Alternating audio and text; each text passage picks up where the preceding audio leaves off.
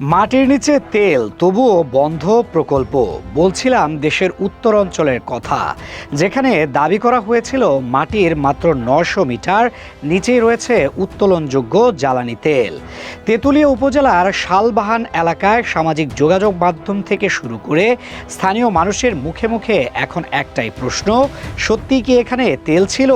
আর থাকলে কেন থেমে গেল সব? স্থানীয়দের স্মৃতিতে এখনও স্পষ্ট ১৯৮৬ থেকে ১৯৮৮ সালের সেই সময় তাদের দাবি, বিদেশি বিশেষজ্ঞদের নেতৃত্বে শুরু হয়েছিল অনুসন্ধান।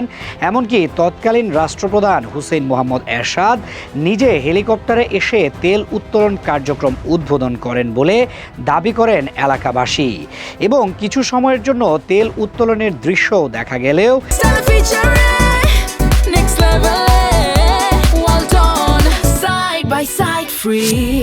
রহস্যজনকভাবে মাত্র এক সপ্তাহের মাথায় পুরো প্রকল্প বন্ধ হয়ে যায়।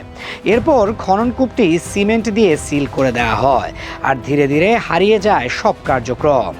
এই ঘটনার কোনো সুস্পষ্ট ব্যাখ্যা আজও মেলেনি। কেউ বলছেন প্রযুক্তিগত সীমাবদ্ধতা, কেউ বা আন্তর্জাতিক চাপ কিংবা গোপন সমঝোতার কথা উল্লেখ করছেন। ইতিহাস ঘেঁটে জানা যায় ১৯৮০-এর দশকে উত্তরবঙ্গে তেল ও গ্যাস অনুসন্ধানে বিভিন্ন বিদেশি কোম্পানি কাজ শুরু করেছিল।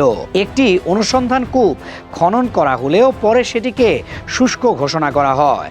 তবে পরবর্তী জরিপে হাইড্রোকার্বনের সম্ভাবনার কথা উঠে আসে, যা থেকে স্থানীয়দের মধ্যে তেলের অস্তিত্ব নিয়ে বিশ্বাস আরও জোরালো হয়। এদিকে বর্তমানে দেশে জ্বালানি তীব্র সংকটের পর বিষয়টি আবারও সামনে আসে।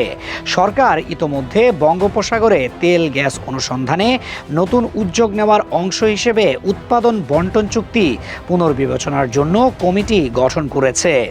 এই প্রেক্ষাপটে উত্তরাঞ্চলের সম্ভাব্য তেল ক্ষেত্র নিয়েও নতুন করে ভাবার দাবি উঠছে। স্থানীয় প্রশাসন জানিয়েছে, বিষয়টি যাচাই করতে সংশ্লিষ্ট মন্ত্রণালয়ে চিঠি পাঠানো হয়েছে এবং একটি প্রতিনিধি দল পাঠানোর প্রক্রিয়া চলছে।